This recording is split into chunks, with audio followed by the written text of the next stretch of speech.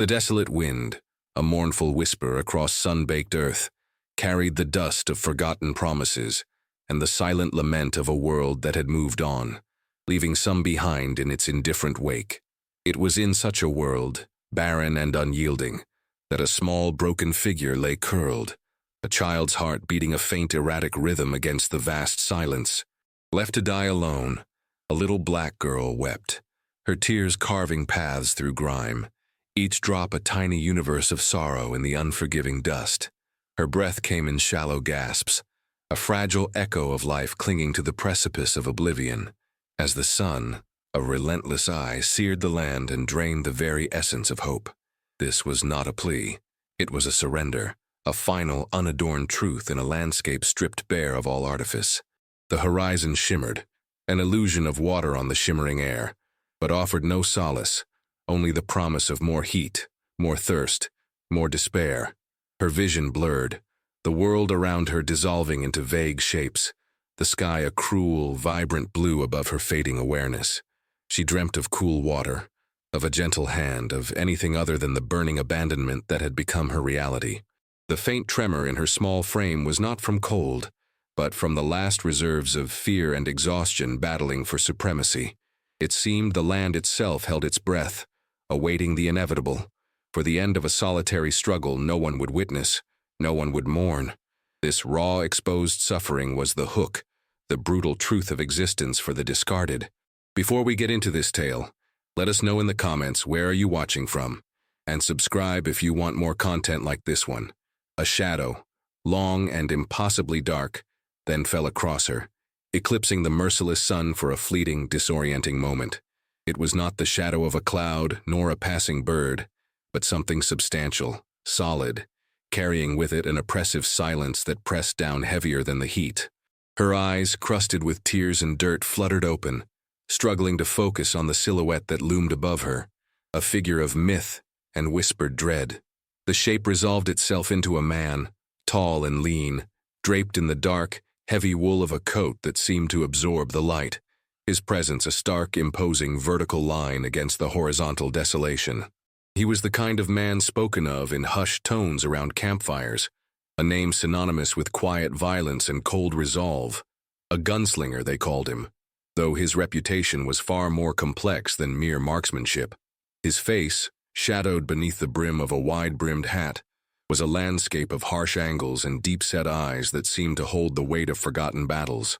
He made no sound, offered no greeting, merely stood there, an unmoving sentinel of judgment or perhaps a different kind of destiny.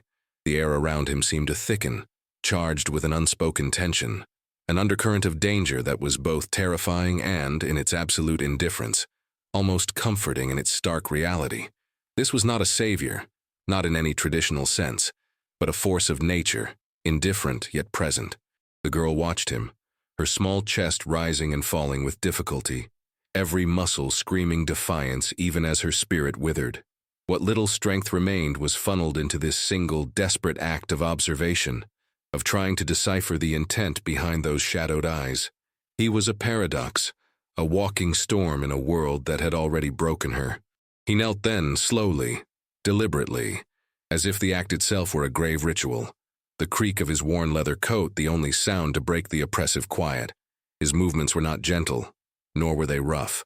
They possessed an economy of motion, a practiced grace that spoke of a life lived on the razor's edge. From within the folds of his coat, a dark hand emerged, not empty, but clutching a small, half-eaten piece of what looked like dried jerky. It was meager, certainly, an insufficient offering for a starving child. Yet in that desolate moment it was an impossible bounty, a lifeline thrown from an unexpected shore. He held it out, not pushing it, not urging, just presenting it as an undeniable truth. The girl's eyes, wide with a mixture of fear and disbelief, fixed on the offering, a primal hunger overriding the instinct to cower.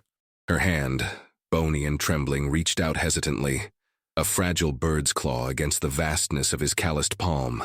There was no warmth in his gaze, no overt pity, only a stark, unreadable observation as she took the food, her fingers brushing against his, a contact that felt like the touch of granite against kindling. She tore at the jerky, a guttural sound escaping her parched throat. the taste of salt and dried meat a shock to her starved senses, a brutal awakening from the long nightmare of hunger. He watched her eat, his posture still, his expression unwavering, a silent, unjudging presence. He was not a source of comfort, but a stark, undeniable reality, a mirror to the harshness of the world, yet one that, against all odds, offered sustenance. The act was a strange ballet of necessity, and an unspoken, unsettling grace, devoid of sentimentality, yet profoundly impactful. This was a man who understood the language of survival, stripped bare, the unspoken agreement, fragile as the desert air yet surprisingly potent, bound them together in a silent, uneasy partnership. They traveled for days, the gunslinger always a few paces ahead, his stride long and unhurried, the girl trailing behind like a persistent shadow, her small legs pushing against an exhaustion that never truly receded. He rarely spoke, his words as sparse as the water in the cracked riverbeds, each utterance a weighty stone dropped into a still pool. When he did speak, it was in clipped, direct commands. Water, or sleep now, devoid of any tenderness, yet undeniably protective. His presence, a constant dark anchor in her dislocated world, was a complex mix of fear and an almost desperate sense of security. Other figures, dusty and weathered by the same relentless sun, occasionally emerged from the vastness, their eyes narrowing as they caught sight of the gunslinger. They were the typical faces of the frontier, prospectors with desperate greed etched into their features, drifters with hollow gazes, worn-out farmers clinging to the vestiges of failed dreams. Each encounter was charged with an unspoken tension, a silent acknowledgement of the gunslinger's reputation. Their gazes, fleeting and calculating, swept over the girl, then lingered on the man, a mix of apprehension and grudging respect. Whispers followed in their wake, indistinct fragments carried by the wind. Black Jack, they murmured, or the ghost, names steeped in a history of violence and survival. The girl, though she understood little of their words, felt the palpable fear emanating from these strangers, a cold apprehension that affirmed the gunslinger's formidable presence. He was an anomaly, a feared entity, yet he walked with her, a small dark island in his wake, navigating a world that sought to either exploit or erase them. His past, a tapestry woven with threads of hardship and brutal choice, seemed to hang heavy in the air around him, a silent shroud. He remembered a younger self, full of a fierce, untamed fury, born of injustices too numerous to count, too profound to ignore. There was a memory, sharp and vivid as a fresh wound, of a small, cramped cabin, smoke curling from its chimney, the scent of burning wood and fear thick in the air. He had been a boy, hardly older than the girl who now followed him, clutching a rusted hoe, watching as figures, spectral and menacing in the flickering lamplight, dragged his father out into the biting cold. They had called him boy, even then, despite the man-sized rage that simmered within. The hoarse screams, the crack of a whip, the sickening thud of a body falling, these were the sounds that forged him, hammering his soul into something hard and unyielding. The cold, unforgiving glint of steel had become a comfort, a perverse solace against a world that offered none. He had learned to carve his own justice, to protect what little remained with a swift, brutal efficiency that left no room for doubt or regret. The choices made then, in the crucible of his youth, had etched themselves onto his very being, forming the man he was, stoic, solitary, capable of both immense violence and, paradoxically, a quiet, almost tender, protectiveness for the vulnerable. He had seen too much, endured too much, and the scars, though invisible, ran deep, shaping every glance, every movement, every carefully chosen silence. He was a testament to the fact that cruelty begets cruelty, but sometimes, in the ashes of ruin, something unexpectedly redemptive can also arise. The girl, oblivious to the specific torment of his memories, sensed the profound well of pain within him, a silent echo of her own. The desert continued its endless sprawl, but occasionally they would stumble upon the fringes of civilization, a dusty, one-street town clinging precariously to existence, or a scattered collection of shacks around a murky water source. These were the arenas where the broader societal biases played out, stark and undeniable. In one such town, a dilapidated saloon stood as a beacon of fleeting escape, its doors swinging open to reveal a haze of stale smoke and the cacophony of drunken laughter. As the gunslinger and the girl approached, a group of men spilled out, their faces ruddy with cheap whiskey and their eyes alight with the casual cruelty that often simmered beneath the surface of frontier life. They were archetypes: the swaggering ranch hand, the sneering merchant, the grizzled old prospector, all united by a pervasive, ingrained prejudice. Their laughter died as their gaze fell upon the gunslinger, then lingered with a leering curiosity on the small, dark figure beside him. One, a burly man with a chipped tooth and a loud voice, slurred, "Well, looky here, Blackjack got himself a pet, ain't ya?" His words, thick with contempt and mockery, hung in the air, a challenge. The gunslinger stopped, not turning fully, but his posture, subtly shifting, became a coiled spring. His hand, unmoving, hovered near the worn butt of his revolver. The air crackled, the casual banter of the street suddenly replaced by a heavy, suffocating silence. He did not respond verbally, offering no words, no excuses, only the terrifying stillness of a predator assessing its prey. The men, their bravado faltering, exchanged uneasy glances. The burly man, despite his bravado, recognized the glint of death in the gunslinger's unwavering stance, a silent warning far more potent than any spoken threat. It was a stark reminder that some lines, even in this lawless land, were best left uncrossed, especially when facing a legend.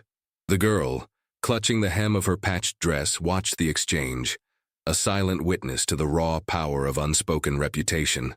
The girl's own memories were not of smoke-filled cabins or the crack of whips, but of a different, perhaps more insidious kind of terror, the slow, chilling realization of utter abandonment. She remembered the wagon, a rough wooden contraption rumbling over uneven tracks, carrying her and her family towards a new life, a promise whispered on the wind that never materialized. Her mother, her face etched with a desperate hope, had spoken of freedom, of land, of a place where they could simply be. Then came the sickness, a cruel, swift wave that swept through the makeshift encampment, leaving behind a trail of sorrow and silence. She remembered the coughing, the feverish heat of her mother's hand, the quiet sobs of her father, and then the fear, overwhelming and primal, as the healthy began to abandon the sick, leaving them to their fate in the desolate expanse. She had clung to her mother's cooling hand, her small body shaking with a terror that went beyond the sickness itself. Her father, his eyes haunted and distant, had tried to find help, only to return with the news that they were quarantined, left to perish. The last image, burned into her mind with searing clarity, was of him, a receding figure against the horizon, his shoulders slumped in defeat, not abandonment, but a desperate, failed attempt to survive. He had gone for aid, for a chance, promising to return, but the sickness had claimed her mother before he could, and then the wagon had moved on, carrying the living far from the dying. She was left not by malice, but by the overwhelming, unforgiving weight of a world that prioritized survival over all else. A stark, brutal choice. This was her truth, a wound far deeper than any physical ailment, a testament to the fragile hold of humanity in the face of widespread despair. She carried this silent burden, a small, living monument to the forgotten. The oppressive calm of their journey, a quiet acceptance of each other's troubled existence, began to fray at the edges, stretched thin by an encroaching menace. Whispers, no longer indistinct fragments, coalesced into a chilling narrative. A bounty, a substantial sum, had been placed on the gunslinger's head, not by the law, but by a shadowy figure, a land baron whose ruthless expansion had been met with the gunslinger's quiet, devastating opposition. This baron, a man named Sterling Vance, was known for his iron grip and his penchant for eliminating anyone who stood in his way, particularly those who, like the gunslinger, represented a defiant, unbreakable spirit. The stakes escalated, no longer just the casual threat of drunkards, but the calculated pursuit of a man with vast resources and a thirst for absolute control. They encountered riders now, not just solitary travelers, but groups, their movements purposeful, their eyes scanning the horizon with a predatory glint. The gunslinger's already sparse dialogue grew even more terse, punctuated by long, watchful silences. He moved with a heightened awareness, his gaze constantly sweeping the terrain, his hand never far from the worn handle of his pistol. The girl sensed the shift, the tightening of the invisible noose, and her fear, a dormant ember, began to flare anew. The quiet moments, once a respite, became charged with an unspoken dread, the stillness before a storm. He would often stop, listening to the wind, his head tilted, discerning sounds that she could not perceive, the distant thud of hooves, the faint metallic clink of a bridle. It was an escalating hunt, and they, a strange, mismatched pair, were the hunted. The bond between them, forged in the fires of abandonment and unlikely rescue, was now tested by the cold steel of impending violence. The unraveling came with brutal efficiency, a sudden, sharp clarity in the face of prolonged suspense. They found themselves cornered, the harsh, rocky terrain of a narrow canyon closing in around them, a natural trap. Vance's men, a dozen armed riders, emerged from the high ridges, their rifles glinting in the afternoon sun, their faces grim and determined. These were not the swaggering drunkards of the saloon, but hardened professionals, their eyes devoid of emotion, focused solely on the bounty. The air thrummed with a heavy silence, broken only by the snorting of horses and the metallic click of a rifle being cocked. The gunslinger pushed the girl behind a cluster of boulders, his voice, for once, clear and resonant, a sharp command that cut through the fear. Stay down, no matter what. His face, usually a mask of stoic reserve, showed a flicker of something akin to regret, a profound weariness. He drew his twin revolvers, the smooth, practiced motion a testament to countless battles fought and survived. This was the moment of truth, the climax of a journey marked by quiet endurance and unspoken fears. Vance himself, a man whose presence exuded a chilling, calculated malice, rode forward slightly, a sneer on his lips. Black Jack, the legend. Come to die in a ditch like the rest of your kind. His words were meant to provoke, to strip away the gunslinger's composure, but the gunslinger remained unmoved, his eyes fixed on Vance with an intensity that burned through the canyon air. He knew what he had to do. The path laid out before him, a grim and solitary one. The girl, huddled behind the rocks, could only watch, her small body trembling, the vastness of her own terror mirroring the impending storm. The fate of both their fractured lives hung in the balance, a desperate gamble against overwhelming odds. The canyon erupted, a symphony of violence and raw desperation. Gunfire cracked, echoing off the unforgiving rock faces, a deafening roar that swallowed the silence. Dust and smoke bloomed thick and acrid, shrouding the brutal ballet of survival. The gunslinger moved with a furious grace, a dark blur against the chaos, his revolvers spitting fire, each shot precise, deliberate, lethal. Men fell, their cries sharp, short gasps of agony against the unrelenting onslaught. He was a force of nature, a whirlwind of calculated destruction, fueled by a lifetime of buried rage and a sudden, fierce protectiveness. But the odds were stacked against him, an overwhelming tide of steel and numbers. A rifle shot tore through his shoulder, a searing pain that made him grunt, but he kept moving, his resolve unbroken.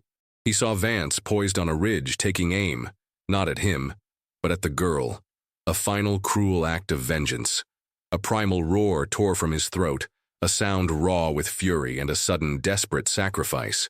He lunged, interposing himself, shielding her, absorbing the impact of the final devastating shot. His body crumpled, a heavy thud against the canyon floor, his revolvers falling from his grasp, silent now. The world seemed to tilt, the sounds of battle fading into a dull roar replaced by the ringing in his ears. Vance's men hesitated, stunned by the sheer brutality, by the unexpected self-sacrificing act. The girl, witnessing his fall, crawled from her hiding place, her small hand reaching out, grasping his hand, her cry a thin, piercing sound of pure anguish that cut through the lingering smoke and the stunned silence. He had chosen in the end to protect, to become something more than the legend of his past, a man who, despite his flaws, found his redemption in a final, defiant act of grace. The canyon, once a cauldron of violence, settled into an eerie quiet, the only sounds the rustle of wind and the girl's ragged breaths. Vance's men, disoriented by the unexpected turn of events, lingered for a moment, their purpose lost in the sudden void left by their fallen target, before retreating, leaving the dying gunslinger and the weeping child in their wake. The dust settled, revealing the harsh, unchanging landscape, now stained with the grim reality of sacrifice. The girl, her small hand still clutching his, watched as the life drained from his eyes, the fierce light dimming, replaced by a profound, distant peace. There was no grand speech, no final words of wisdom, only the silent, resolute acknowledgement of a journey completed, a burden finally laid down. He had been a man shaped by a cruel world, forged in the fires of injustice and violence, yet in his final selfless act, he had found a different kind of strength, a quiet, unexpected grace. The sun, a compassionate observer, began its slow descent, painting the western sky in hues of fiery orange and bruised purple, a solemn backdrop to the quiet tragedy. The girl, though alone again, was not truly abandoned this time.